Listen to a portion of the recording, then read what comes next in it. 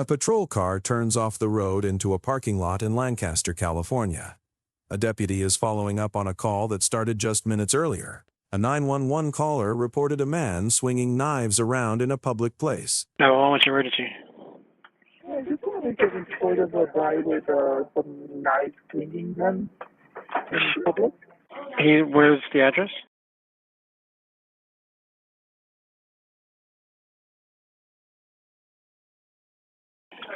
He's just swinging two knives, you said? Yeah, he's swinging like he's aggressive fighting with someone. But he has a big knife. There's a lady walking towards the bus stop, and he looked at her, so I was like, oh my God, that's dangerous, you know? Traffic cameras catch deputies approaching him on foot near a street corner, and for a moment, nothing about it looks urgent. Then he turns.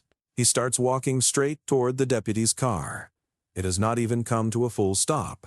Body camera video released by the Los Angeles County Sheriff's Department shows what happens in the next few seconds in real time. The man closes the distance fast. He draws a knife. He runs. The deputy is still getting out of the vehicle when the man reaches him, blade raised and swinging. Then it gets worse. The man stabs the deputy. The footage shows the deputy firing his service weapon in response at close range with no room to create distance in that lot. According to the Sheriff's Department, the deputy fired only after he had already been wounded. The man goes down. He is on the ground. But he is not still. A second deputy's body camera picks up what happens next. The man is on the pavement, moving his hand. The deputy can be heard ordering him to stop reaching. He does not stop. The second deputy fires an additional shot. 3 knives are recovered at the scene, according to the department. Not 1. 3. Deputies render aid to the man before EMS personnel arrive. He is taken to a hospital. He is pronounced dead there. Later reporting from KABC identifies him by his last name, Castro. The wounded deputy is also transported to a hospital. Physicians treat a stab wound.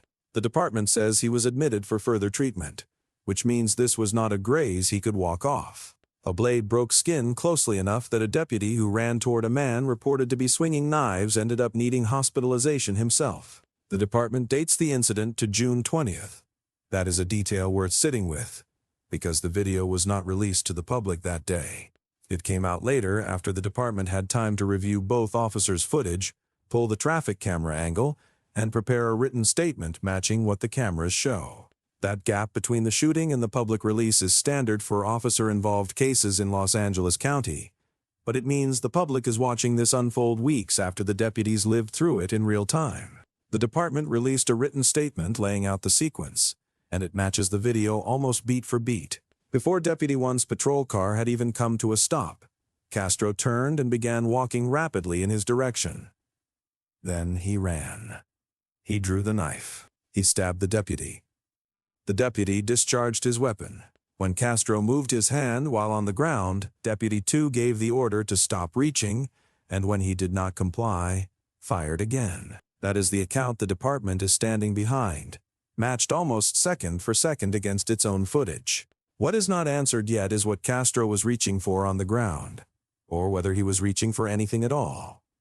The department has not said whether a fourth item, beyond the 3 recovered knives, was found near his hand. That gap sits in the middle of the video that is now circulating publicly. There is also the wider traffic camera angle, the one showing deputies approaching on foot before any of it turns violent.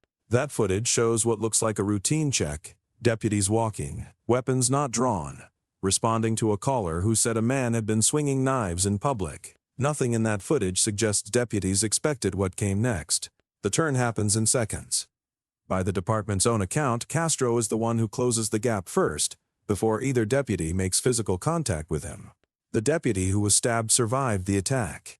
His condition beyond the initial hospital admission has not been publicly updated by the department. His name, his age, and his years of service have not been released. What is known is that he was wounded closely enough, and seriously enough, to need treatment beyond the scene, and that he still managed to discharge his weapon after being hit with a knife at close range. Castro's full identity beyond his last name has not been detailed in any public statement from the department. No family members have come forward publicly. No neighbors have described him to reporters.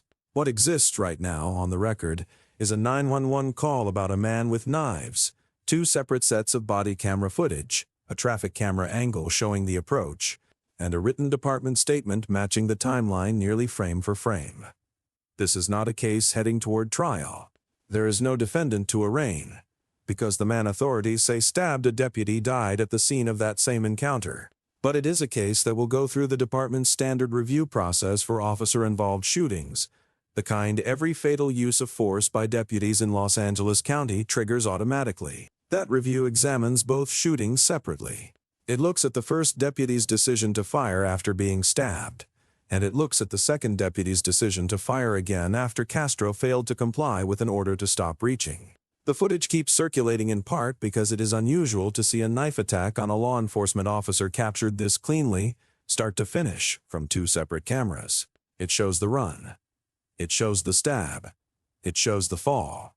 It shows the hand moving on the ground, and it shows the final shot. What it does not show, clearly enough to settle the question, is what was in that hand, if anything was there at all. The sheriff's department has released what evidence it has. It has not released additional detail on Castro's background, his age, or what, if anything, he said to deputies before the encounter turned violent. The 911 caller who first reported the knives has not been publicly identified either, and it is not clear from the department's statement whether that caller witnessed any part of what followed after deputies arrived. There is also the matter of the 2 deputies themselves, working the same call, ending up on opposite sides of this footage. One took a blade to his body and still fired his weapon. The other watched a man go down, then had to decide in real time whether a moving hand on the ground still counted as a threat. Both of those judgment calls are now part of the same review file. Investigators have not said whether either deputy had encountered Castro before that afternoon, or whether the department had any prior record involving him. That is one more gap in a case built almost entirely on camera footage rather than witness statements. The deputy who was hurt is recovering, according to the department's most recent public update. The man who died has a name attached to the case now, but very little else attached to it publicly. And the review into exactly what justified 2 separate decisions to fire, seconds apart, on the same person, is only getting underway. This is one we are continuing to follow as the department's use of force review moves forward.